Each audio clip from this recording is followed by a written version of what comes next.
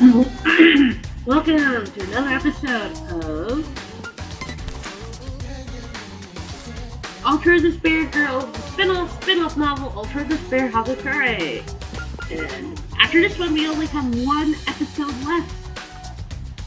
And then I get to buy things and show you what I get because there's a store. I got everything from the store, the upgrade parts for everyone. And now I'll buy the story part after I read chapter 5. But today, we're reading chapter 4. Ultra Despair Hagakure is gonna start, dude! Chapter 4. Yasuhiro Hagakure. On our way to the subway station, as we walked around the garnishing, colorful boardwalk on streets. Do you feel like you can see to look directly into a bright light? Where'd that come from? Just answer, do you? It's not like something to be ashamed of or anything. Yeah, I guess I do. It's some psychological thing, so it's not really embarrassing at all. So, it's also not embarrassing to have to go to the bathroom when you walk around the shore, right? No, that's not embarrassing either. I agree with her, but I'm not sure why. Hana stands silently.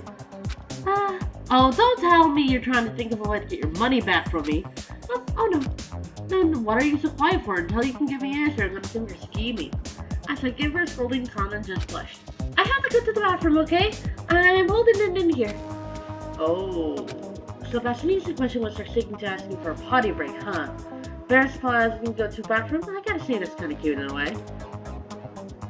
So to help the poor girl out, we head into an abandoned house nearby. Monokuma was waiting inside, but Kanan handled it easily with her hacking gun. Kanan lets out a short gasp. What happened? Did you wet yourself? No, idiot! I just ran out of bullets again! First, she doesn't mention that she has to go until right now. Now this, she doesn't plan ahead. Well, there are no more Monokumas in here, so it's safe. You can go finish your business. Alright, here, hold this! Nana hands me the purse that was hanging on her shoulder. Before she disappears into the bathroom, my idea pops into my head. Yeah, I know. I should take a peek into her purse. Since she's the daughter of the director of TNT Television, maybe. She might be holding some kind of treasure in here. If I borrow it and take it to a pawn shop, then I won't even have to rely on the reward money. Yeah, just borrowing. Just gotta borrow it for a little bit. I whistled instantly and slowly jumped the purse. Pocketbook, wallet, and cell phone is inside. And that's it. And I didn't expect that. The high school girl's purse is pretty clean and organized. Oh well, I'll take a quick look inside her wallet. Yeah, I thought she would be loaded, but there was barely anything. Only a little bit of change and some cards. She probably gave all her cash to me when I told her fortune. Would someone really use up all their money to get her fortune from a man I just met? I guess because she's a rich girl, she doesn't need to know the value of money. She doesn't think ahead. She's a dangerous one to marry, this girl. I put away the wallet, but as I do, the pocketbook opens. Huh? Can't help but lead on the sound. What the heck is this? So turn to page goosebumps form on my skin.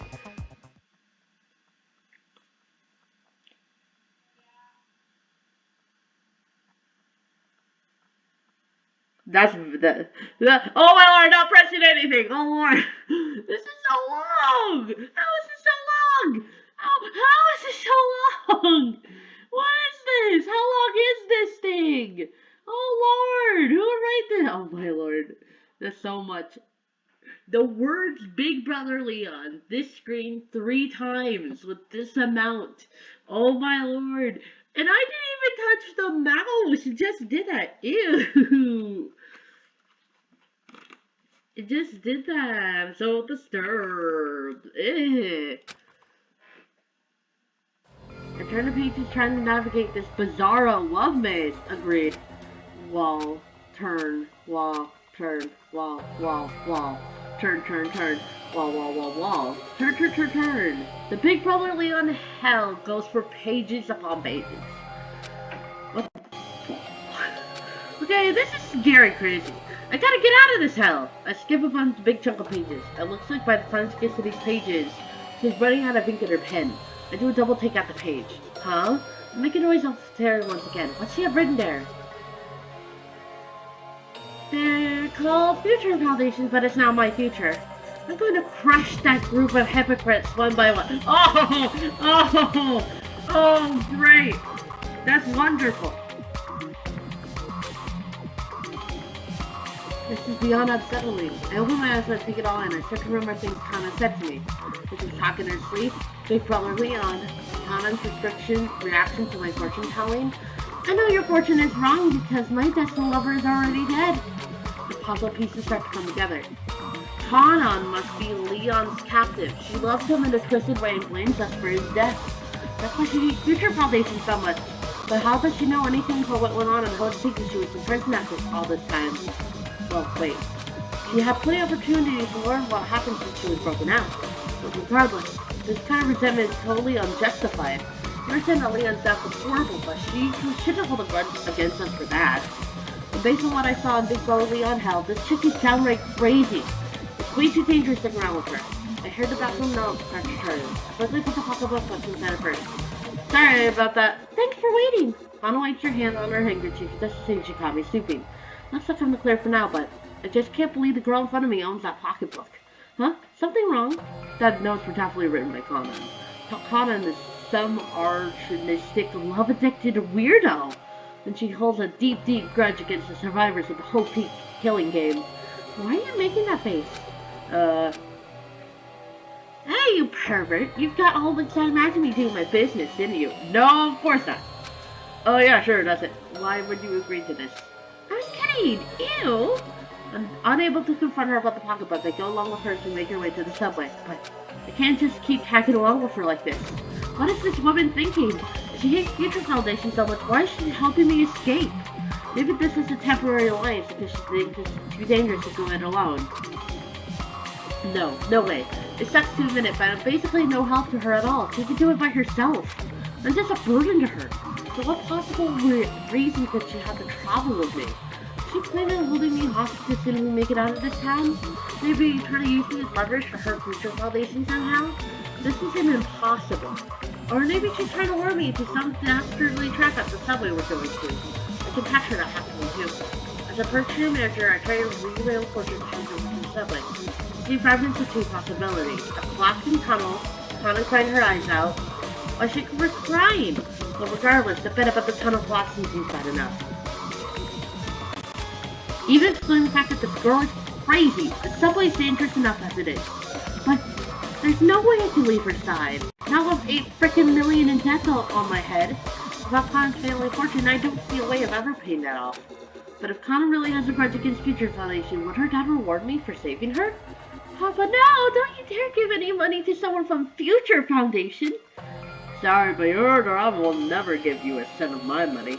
Yeah, that's how it will go down. So what do I do? I racked my brain trying to think of something. Hey wait, there wasn't cash inside, but her wallet still had credit cards. If I can just jack one of her cards and figure out her password somehow, I can withdraw the cash. Alright, I just gotta wait for the perfect moment to lower her guard. What's alright? Nothing, just nothing to do with you. Okay, well anyway, what's over there? It's the entrance of the subway. Kanan's mouse points to an alley. I can see stairs leading down to the entrance to an underground subway station. No, let's not go in there. I'm still not confident about our plan. And not just that, I saw something. Saw what? I saw the future of my fortune telling. If we go into the subway station, it'll cry. And the tunnel will collapse. Why would I cry? That's not the point. The tunnel collapsed while we're in there. We're dead. Kana questions me with her eyes sideways. As to say, you were fine with everything up till now. What changed? I could practically hear her say it, but I don't let her say anything. Anyway, let's just not go in there, okay? It's better if we don't. My instincts are telling me. Fortune telling or instinct? Fortune telling instinct. This doesn't really answer my question. Does it matter? Kana glares at me. Eek! Her eyes are so scary. I've seen that look before, but now I see less in that pocketbook of hers. The face feels pale in Kana's eyes. I don't know why you suddenly change your mind, but your fortune telling is rarely correct, right? So that's basically a 70% chance that the tunnel won't collapse. Well, that's totally not true. It doesn't necessarily mean the opposite will happen. Well, if we're gonna shoot down my idea, do you have a better one in mind? Don't really have an answer for it. I can't think of any particular convincing reason not to go to the subway station. Even though I knew it was going to be dangerous, we head down the stairs to the underground. We move on to the ticket gate where the air is still heavy with mistrust.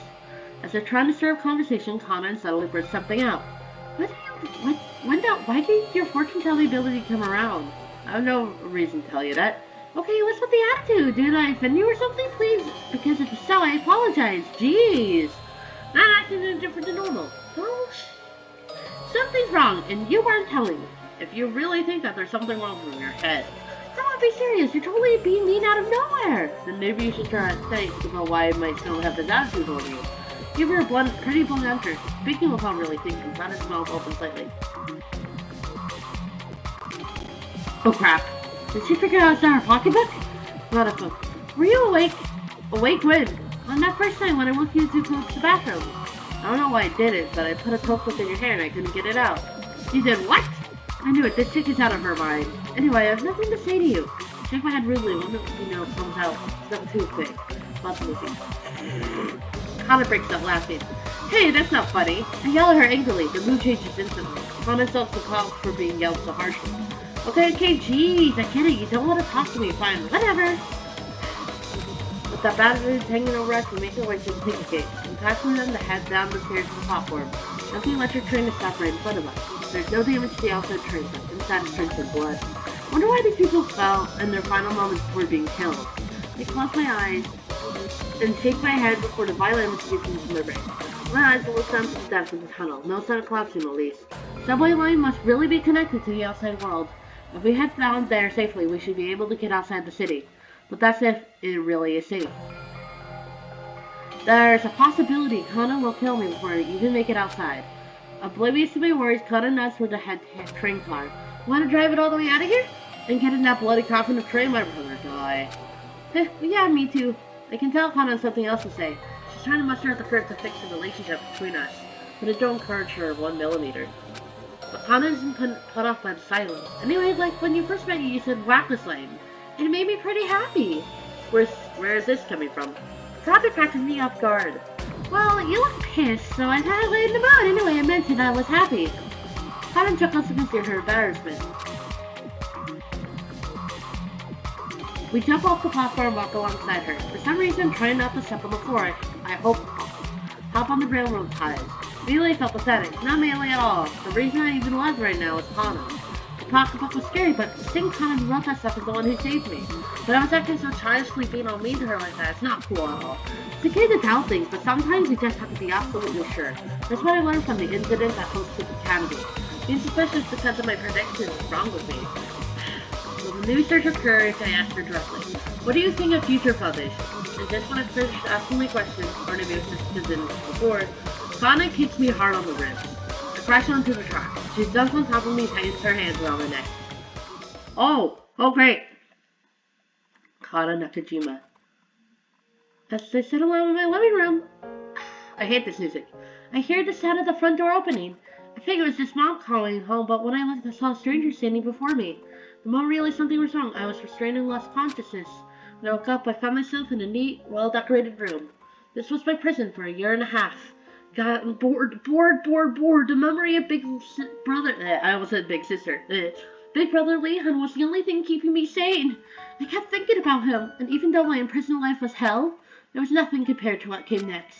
Shortly after I was imprisoned, Big Brother Leon was killed by Future Foundation. That's not the truth. I learned that right after I was freed. It happened when I was being forced into the children's game. Hiding in the public bathroom when I saw a folder placed on top of the toilet tank. Curious, I opened it. I wish I hadn't. The Killing Game and Hope's Peak Academy. An ultra-exciting game took place among 16 students from Hope's Peak Academy, Class 78. The rules were simple. You must live the rest of your life inside the school. If you want to leave, kill your classmate. This total awesome game, the following 10 students tragically lost their lives. Leon's name was on the list. Had to be a lie. Had to be a mistake. I refused to believe it. But there were photos inside the file. Tied up. Some builder. The body of Big Brother Leon? No, it had to be a lie. It had to be a mistake. I refused to believe it. Again and again I refused. But the truth was staring me in the face. I didn't see any way around it. No matter how I looked at it, that was Leon. That was Leon Kawada's body. Then I looked through the other pages in the folder. Once again, I learned something horrible. The survivors. By using the other participants and unwilling sacrifices, the following 6 students survived. The names and details of the 6 students were listed.